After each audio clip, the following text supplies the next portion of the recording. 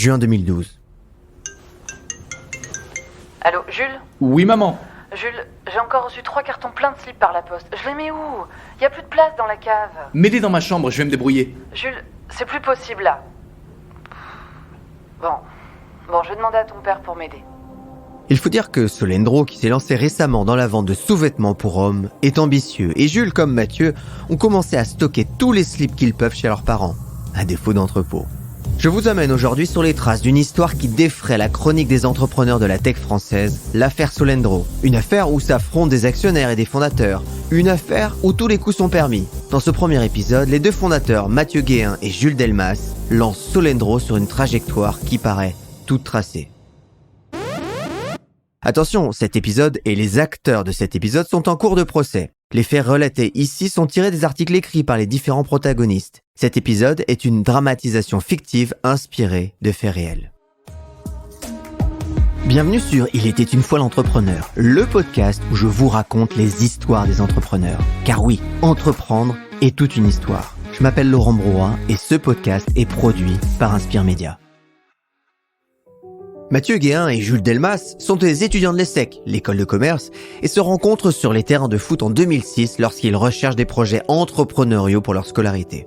Puis, après diverses expériences professionnelles, ils décident de s'associer en novembre 2011 pour créer Solendro.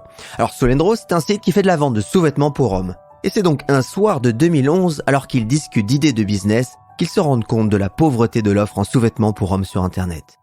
Café, Paris, début 2011. Dans les idées business potentielles, j'ai pensé aux sous-vêtements. Des sous-vêtements pour femmes ? Mais non, pour hommes. L'autre jour, je voulais commander des caleçons sur Internet. Et quelle galère pour trouver un site et des marques sympas. J'ai fini par renoncer et je suis allé chez Monoprix. Oui, tu as raison. Je n'y avais jamais pensé. La société est créée en janvier 2012. Dès le départ, les deux hommes veulent s'autofinancer et privilégient l'emprunt bancaire. Mais c'est un chemin de croix. 4 mois de boulot et 15 agences plus tard, une seule banque leur accorde un prêt grâce au soutien de plusieurs dispositifs pour entrepreneurs. Et notamment par Initiative, un dispositif qui leur permet de décrocher un prêt d'honneur et 30 000 € remboursables sur 5 ans. Et bien sûr une caution bancaire. Et ils ont aussi la même chose quelques mois plus tard avec leur réseau Entreprendre. Cet argent et les différents prêts leur permettent alors de financer le lancement du site et la gestion et l'achat des stocks. Grâce à leur réseau d'entrepreneurs et leur pugnacité, ils décrochent même des accords avec des marques de sous-vêtements masculins alors que le site n'existe pas encore.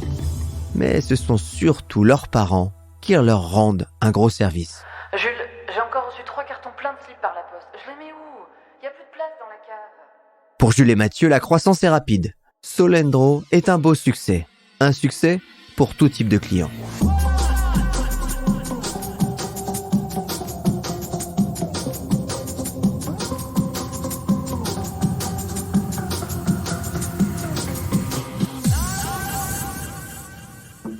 Ce sont pas moins d'une trentaine de marques qui leur font confiance. Alors des grandes marques comme Calvin Klein, Dolce & Gabbana, Diesel ou même Armani, mais encore des marques grand public comme Dim ou Sloggy. Mais ce sont des marques plus historiques qui vont leur amener une clientèle, disons, bien particulière. Oui, allô ? Bonjour monsieur, je vous appelle car j'ai vu sur l'internet que vous vendiez des slips de Gilles. Vous avez quelle garantie que je recevrai mes slips, monsieur ? Bonjour monsieur. Nous vous remboursons si vous avez un souci, mais nous vous livrons dans les 5 jours. Et il n'y a aucune raison de vous inquiéter car nous livrons des dizaines de personnes chaque jour. Je peux vous régler par chèque ? Sans problème monsieur. Voici notre adresse. Même s'ils ont des clients de tout âge, ils visent en priorité une clientèle jeune masculine. Pourtant, 40% des achats sur leur site sont faits par des femmes. Alors au départ, Mathieu et Jules traitent eux-mêmes les appels de leurs clients mais finissent par embaucher leurs premiers salariés. Ils recrutent en 2012-2013 4 personnes pour gérer la logistique et le service client. En 2013, ils font presque 400 000 € de chiffre d'affaires. Toujours en 2013, Solendro fait même partie de la sélection du magazine Challenge des 100 startups où investir. En 2014, ils ont 1200 modèles disponibles avec plus de 40 marques. Ils offrent la livraison à domicile à partir de 30 € et le retour et l'échange gratuit. Le site d'ailleurs connaît des croissances à 2 chiffres. Jules et Mathieu ont désormais un objectif dès 2014, devenir le numéro 1 en Europe de la vente de sous-vêtements en ligne. Et pour cela, leur seul chiffre d'affaires n'est plus suffisant.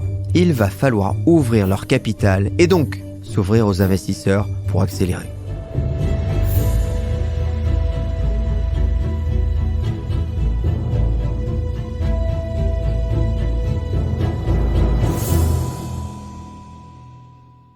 Mathieu et Jules finissent donc par se dire qu'ils ont besoin du financement des fonds pour accélérer, notamment pour leur objectif de devenir numéro 1 des sous-vêtements pour hommes en Europe.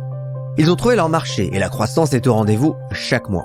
C'est donc Brega Capital, rejoint par 2 actionnaires individuels qui investissent 1 million d'euros pour 30% du capital en 2014.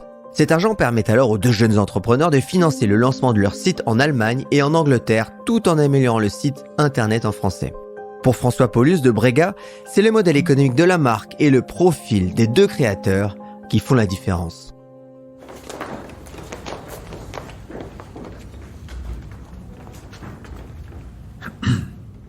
Plusieurs facteurs ont été déterminants dans notre décision de financer et d'accompagner dans la durée Solendro. Tout d'abord, sur un sujet comme celui-ci, une des clés de réussite est la capacité d'exécution. Il faut être analytique, aller vite et en permanence savoir ajuster sa stratégie de croissance. Nous pensons que les 2 fondateurs ont ces qualités essentielles. Le 13 février 2015, Solendro se lance sur le marché britannique. Tout s'accélère. Puis, en décembre 2016, alors que les chiffres de Solendro sont bons, c'est le fonds d'investissement belge avec comme représentant Olivier Géoris qui investit. Cette fois, ce sont 3 millions d'euros qui sont apportés au capital pour 22% du capital, valorisant la société à plus de 13 millions d'euros. Ils sont alors rejoints par d'autres investisseurs en 2017, dont Philimore. Au total, les nouveaux actionnaires et les anciens actionnaires détiennent désormais plus de 50% du capital. Mais Mathieu et Jules ont blindé leur pacte d'associés. Même s'ils sont minoritaires, ils ne peuvent être écartés de la direction de la société.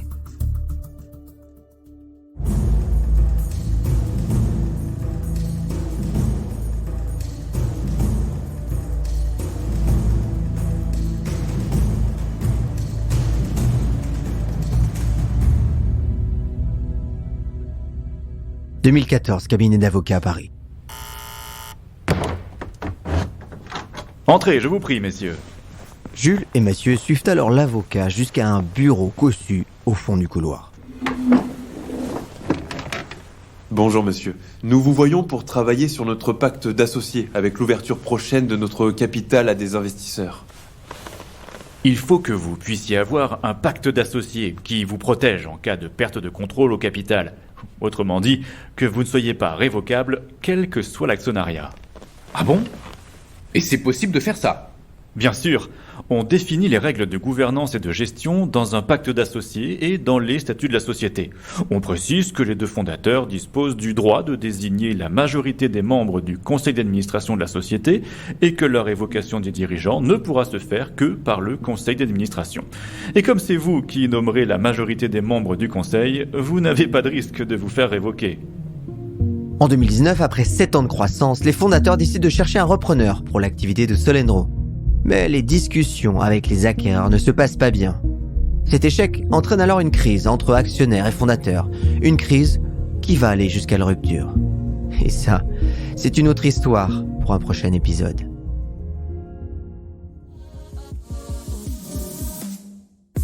Merci pour votre fidélité. Alors, tant que j'y pense, ce podcast, c'est 3 jours de travail par épisode.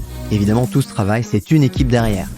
Merci donc à Thibaut Viotte, Marie Camier, Sarah Brevet pour l'écriture et Frédéric Kukovicic pour le son, mais aussi tous les acteurs, puisqu'il y a beaucoup d'acteurs, vous l'avez entendu, qui interviennent dans les dialogues. Fabien, Gaël, Jean-François, Céline, bref, c'est une véritable équipe qui travaille pour vous faire les meilleurs épisodes. Pensez bien d'ailleurs à mettre des étoiles et à parler de ce podcast autour de vous si vous avez appris des choses ou si vous avez été inspiré.